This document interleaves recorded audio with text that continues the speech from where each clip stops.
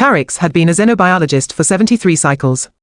73 cycles of cataloguing peaceful flora on garden worlds, 73 cycles of documenting harmless fauna on paradise planets, and 73 cycles of never once questioning why the Galactic Council paid him so little. Then they assigned him to observe humans. It will be educational, his supervisor had chirped through her translator, all four of her eye stalks waving with what he now recognized as sadistic glee. You will learn so much about adaptive species.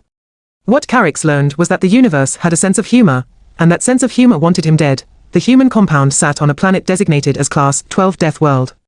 For context, the Galactic Council rated anything above Class 3 as uninhabitable. Class 5 was considered a war crime to strand someone on. Class 12 was supposed to be theoretical, yet here stood Marcus Webb, the human expedition leader, grinning like he had just been handed a vacation package. Beautiful morning, isn't it? Marcus called out, breathing in air that contained 17% more oxygen than Karix's homeworld, plus trace amounts of sulfur that would give most species permanent lung damage. The atmospheric composition is lethal, Karix managed, his translator struggling with the concept of small talk in survival situations. Nah, it's just got some kick to it. Reminds me of Mexico City on a bad air quality day. Marcus stretched, his bones making popping sounds that suggested structural failure but apparently indicated comfort. You should smell it after the acid rains. Really clears the sinuses. Karix made a note on his data pad. Human web exhibits either profound stupidity or species-wide sensory malfunction. I can hear you, buddy. Your translator's busted. Been meaning to tell you. Before Karix could process this horrifying information, something screamed in the distance. Not a person. Something worse. Something that made every survival instinct in Karix's body fire simultaneously, screaming at him to burrow underground and hibernate, until the heat death of the universe. Marcus perked up. Oh good, the Razorwings are hunting. I was hoping we'd get to see them today. Hunting what? Karix whispered. Everything, mostly. They're apex predators. 6-meter wingspan, talons that can punch through steel, venom that causes paralysis, and really interesting hallucinations. Beautiful creatures. Marcus pulled out a notebook, an actual physical notebook made from pressed plant matter, like some kind of medieval scholar. I've been sketching them. Want to see? Karix did not want to see. Karix wanted to return to his climate-controlled office and catalog peaceful moss samples. But his job required observation, so he looked at the notebook. The sketches were actually quite good. Too good. They showed the razor wings in disturbing detail, including the 6 rows of teeth, the barbed tail, and what appeared to be acidic saliva. You got close enough to see their saliva glands. Oh yeah, one tried to eat me on Tuesday. Great reference opportunity. Marcus flipped the page. This one's my favorite. I named her Gladys. You named the creature actively trying to kill you. Well, yeah. Can't just call her that thing that attacked me. That's rude. The morning deteriorated from there, which Karix was learning was standard for any time period involving humans. A species of plant that Marcus cheerfully identified as Widowmaker vine had grown across the compound's eastern entrance overnight. Each vine was covered in thorns that secreted a neurotoxin. The appropriate response, according to any sane species, would be to evacuate and orbital strike the location. Marcus grabbed a machete. What are you doing? Karix felt all 3 of his hearts accelerating in what his species called the cascade of impending doom. Clearing the path. We need to get to the water purification system. Marcus started hacking at the vines, which writhed and struck at him like angry serpents. These things are persistent. Grew back 3 times last week. They are attacking you. Yeah, they do that. It's their defense mechanism. Pretty smart actually, for a plant. Marcus dodged a particularly aggressive vine. The trick is to cut them at the base where the toxin sacs haven't fully developed. The trick? Karix could barely form words. The trick is to not engage with homicidal vegetation. Then how would we get to the water system? Why do you need water from this nightmare planet? Use the orbital supply drops. Marcus paused in his vine genocide. The drops only come monthly. We need water daily. Plus, the local water's actually really good once you filter out the flesh-eating bacteria and heavy metals. Got a nice mineral taste. Karix updated his notes. Human web considers bacterial contamination a flavor profile. After Marcus cleared the path, which involved more dodging, slashing, and what Karix could only describe as aggressive gardening, they reached the water purification system. It was surrounded by small furry creatures that looked almost cute until you noticed their teeth. Ah snap. Burrow rats. Marcus sighed. They chewed through the filtration tubes again. The rats were the size of small dogs, with digging claws that could excavate through solid rock and teeth that never stopped growing. They had to constantly gnaw on things to wear them down, things like metal pipes, and, presumably, Karix's bones if he got too close. I will call for backup, Karix said firmly. From who? The compound's just me, you, and Elena right now. She's on the north side dealing with the spike slugs that got into the greenhouse. Spike slugs? Big slugs. Very spiky. Surprisingly fast. She's probably having a great time. Marcus approached the burrow rats with a bag of what looked like food pellets. The creatures immediately swarmed him, and Karix prepared to witness his first human death. Instead, Marcus tossed the pellets away from the water system. The rats chased after them, squeaking aggressively. There we go. They're actually pretty docile if you feed them. It's when they're hungry that they start eating everything. Marcus knelt by the damaged pipes. Hand me the repair kit from my pack. Karix, operating on pure shock, complied. As Marcus worked, he kept up a running commentary that suggested either complete fearlessness or total disconnect from reality. The rats aren't even the worst part of the water system. Last month, a boreworm tried to nest in the main tank. Those things are 15 meters long and can drill through anything. Took 3 days to convince it to leave. How does one convince a giant worm to relocate? Mostly by making the tank uncomfortable. I played death metal at high volume until it left. Turns out boreworms hate Metallica. Karix added another note. Human defense strategy includes weaponized music. The repair took an hour, during which Karix counted 17 things that could kill them. The burrow rats returned twice. Something with too many legs skittered past. And a plant that Marcus identified as just a strangler fig, totally normal, dropped seed pods that exploded on impact. There we go, good as new. Marcus stood, wiping his hands on his pants, which were already stained with various substances Karix didn't want to identify. Ready to check the perimeter sensors. The what? Perimeter sensors. We need to make sure nothing's trying to dig under the compound walls. Last week, a mole beast almost made it through before we noticed. And what? Karix asked with the weariness of someone whose concept of reality had been thoroughly dismantled, is a mole beast. Marcus grinned, and Karix learned that humans had many types of smiles. This was the smile that meant something terrible was about to be explained. Picture a bear. Now picture it with 8 legs, armored hide, sonar-based hunting, and a really bad attitude. They're blind, which makes them bump into things a lot, which makes them angry, which makes them attack everything. Why would evolution create such a creature?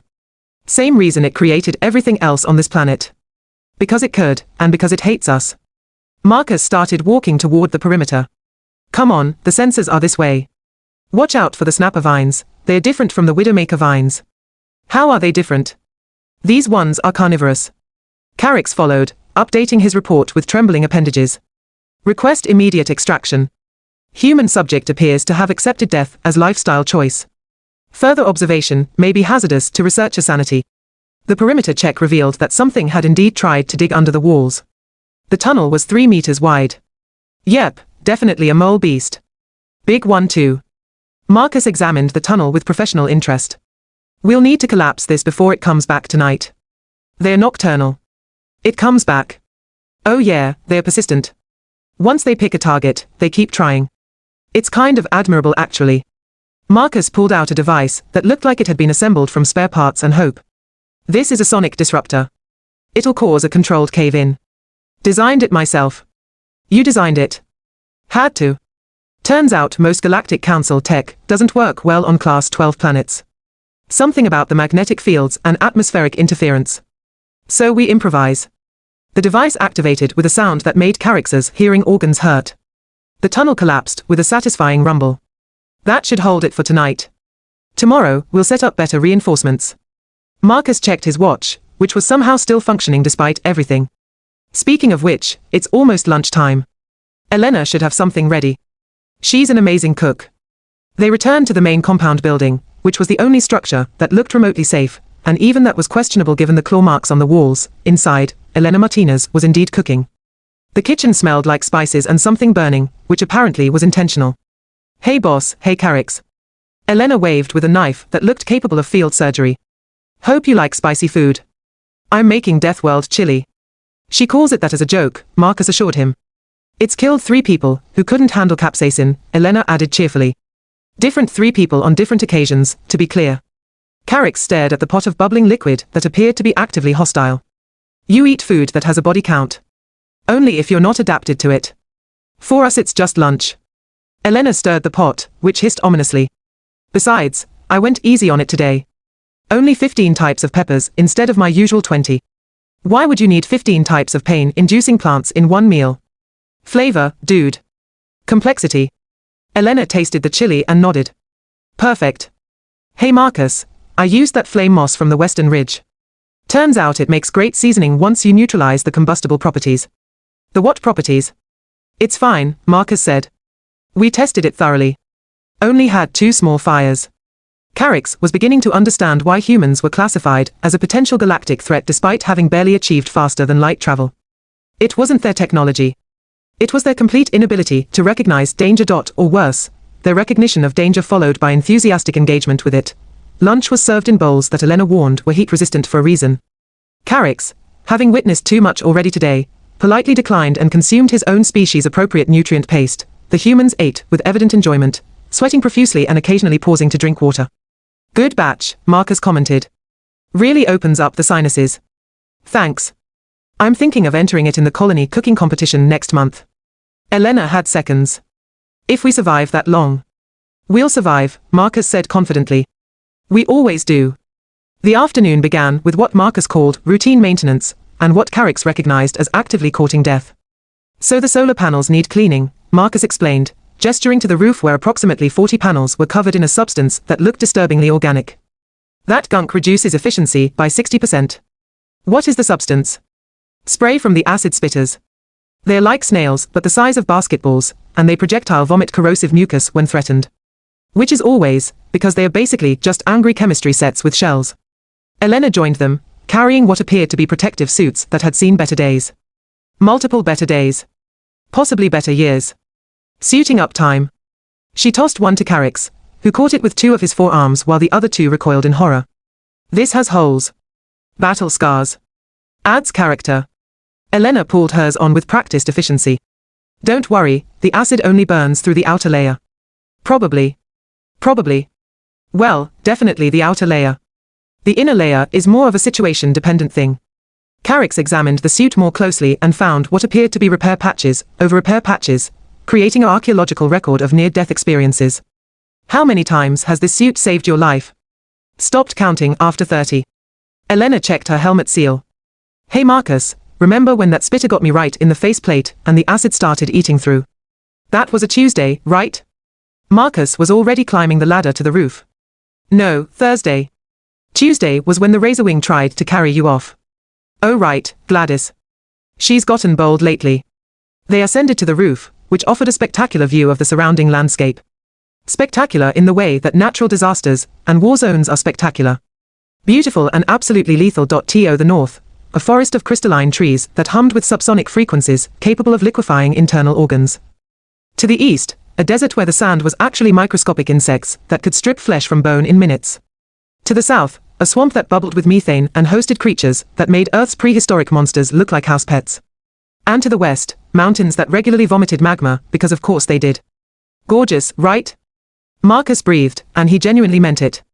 I have never seen a more hostile environment. That's what makes it interesting.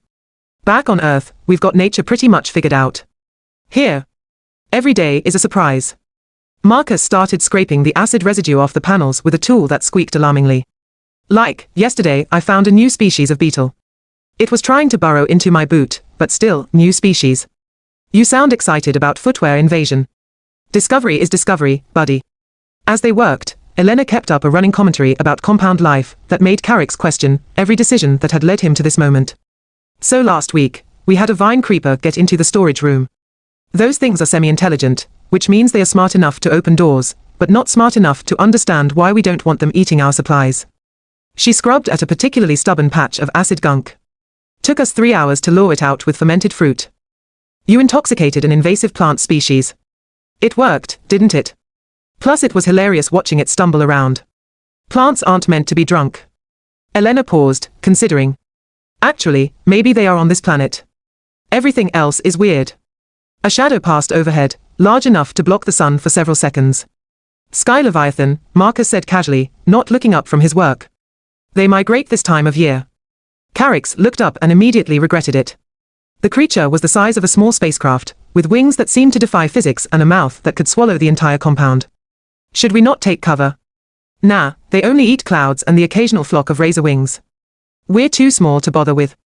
Marcus waved at the creature. Besides, they are beautiful. We're lucky to see one this close. The sky Leviathan called out, a sound like a foghorn mixed with whale song mixed with the screams of the damned. It was, Karix had to admit despite himself, oddly majestic.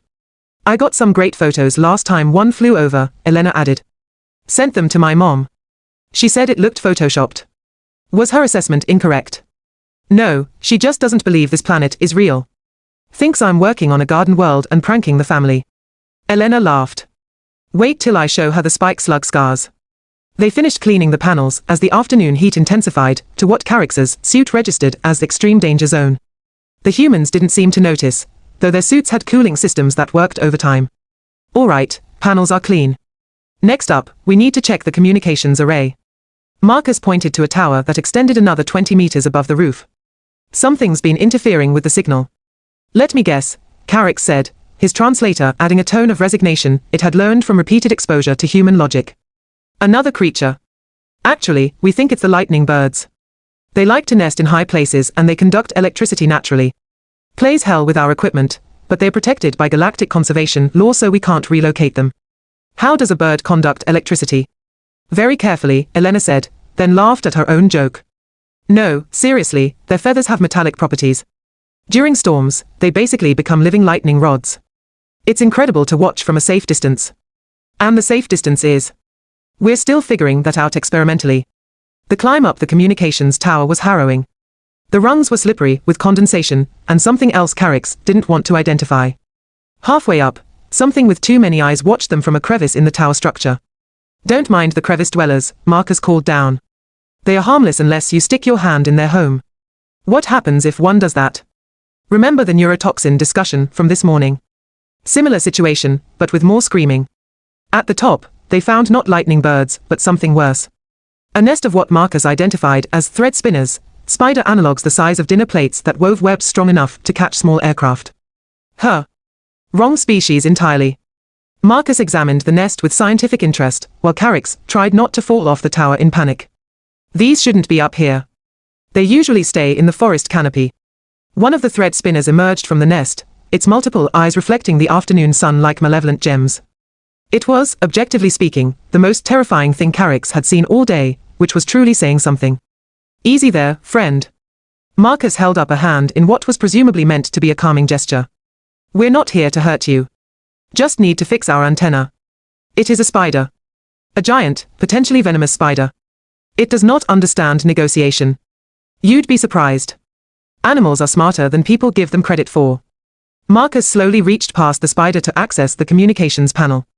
The spider watched but didn't attack. See? Mutual respect. Elena, who had stayed on the roof, called up. Hey boss, we've got movement on the eastern perimeter sensors. Multiple targets. What kind of movement? Big. Coordinated. Could be a pack of razor wolves. Marcus's expression shifted from relaxed to focused in an instant. How many? Sensors say 15. Maybe 20. Karix, new plan. We're going down fast and sealing the compound. Elena, start the defensive protocols. Already on it. The descent was controlled chaos. Marcus moved with surprising speed for someone climbing down a tower, with a spider nest above him and a pack of predators approaching below. Karix followed, his appendages shaking with a combination of fear and exertion. What are razor wolves? He managed to ask. Imagine wolves. Now imagine them with blade-like ridges along their spines, pack-hunting intelligence, and the ability to spit acidic saliva. They are one of the few things on this planet that actually scare me. Marcus jumped the last 2 meters. They usually avoid the compound, but if they're this close, something's wrong. Inside the compound, Elena had transformed from cheerful cook to efficient soldier. She was arming herself with weapons that looked both high-tech and improvised, the hallmark of human engineering on hostile worlds. Perimeters sealed. Motion sensors online. Sonic deterrents activated. She handed Marcus a rifle. They are circling. Testing our defenses. Through the reinforced windows, Karix could see them. The razor wolves moved like liquid shadow, their ridgebacks catching the light as they prowled around the compound walls. They were larger than he expected, nearly 2 meters at the shoulder, with eyes that gleamed with unsettling intelligence. Why are they here? Karix whispered. Could be lots of reasons. Food shortage in their territory. Displaced by something bigger. Or they are just curious. Marcus watched them through a scope. The alpha is hanging back. Smart. She's letting the younger ones test our reactions. How can you tell which is the alpha? Biggest one, furthest back, making all the others nervous. Classic pack dynamics. Marcus lowered the rifle. We need to show strength without aggression. If we panic, they'll press the attack. If we're too aggressive, we start a war we might not win. Elena moved to a control panel. Activating the sound wall. A low-frequency hum emanated from speakers positioned around the compound. The Razor Wolves immediately reacted, their ears flattening, their movements becoming agitated. That frequency mimics a thunder drake, Marcus explained. Apex predator, even above Razor Wolves. Makes them think twice about attacking. The alpha wolf tilted her head, studying the compound with disturbing intelligence. Then she made a decision. With a gesture that was almost dismissive, she turned and led her pack away into the crystalline forest. And that's how you avoid becoming dinner. Elena powered down the sound wall. Though I gotta say, my heart rate's going to be elevated for the next hour. Your species' response to near death is increased cardiac function. Among other things. Adrenaline is one hell of a drug. Marcus set his rifle down carefully. That was close, though. Razor wolves are no joke. The evening settled over the compound like a predator preparing to pounce. Night on this planet brought its own special terrors, according to the humans. Karix was beginning to understand why they categorized threats the way they did. Over dinner, which was thankfully less aggressive than lunch, Karix reviewed his notes. I have catalogued 47 distinct threats encountered today. 47 separate ways this planet attempted to kill us. 47. That's pretty light for a standard day. Marcus consulted his own log. Last week we hit 63. And you consider this acceptable? We consider it Tuesday. Elena grinned. Wait till you see Wednesday. That's when the burrowing screamers wake up. I do not want to know what those are. Probably for the best. As night deepened, Karix found himself on watch duty with Marcus. The compound lights created a bubble of safety in an ocean of darkness, though safety was a relative term here. Can I ask you something? Karix ventured. Why do humans choose to live in places like this? You have garden worlds available. Paradise planets. Why come here? Marcus was quiet for a moment, watching something move in the shadows beyond the lights. Because it's hard. Because it's real. Because when you live somewhere that wants you dead, every sunrise feels earned. He smiled. Plus, the view is incredible. The view is objectively terrifying. Same thing, different perspective. Marcus pointed up at the sky, where 3 moons painted the landscape in shades of silver and gold, and unknown constellations wheeled overhead. There's nowhere else in the galaxy quite like this. Nowhere that makes you feel so alive. Or so close to death. Again, same thing. Something howled in the distance, answered by something else in a different direction. The planet's nightlife was waking up, beginning its nightly hunt. You know what's funny? Marcus said. The Galactic Council classified Earth as a Class 7 death world. We grew up there. Evolved there. To us, that's home. This place. He gestured at the hostile wilderness. This is just spicy home. Karix updated his final report of the day. Human species demonstrates either remarkable adaptability or complete inability to recognize appropriate threat levels. Possibly both. Recommend further study from much safer distance. Or different career entirely. His translator crackled, then Marcus's voice came through. I can still hear you, buddy. Your translator's definitely broken. Or perhaps it is working exactly as intended, Karix replied, and simply sharing my honest assessment of this situation. Marcus laughed, the sound carrying across the compound, defiant against the night, and somewhere in the darkness, something laughed back, but that, Karix decided, was a problem for tomorrow. Tonight, he had survived a full day on a Class 12 death world with humans as his guides. Tomorrow, he might even begin to understand why they smiled while doing it. Or he would request immediate transfer to a desk job cataloging space moss. Both options had merit.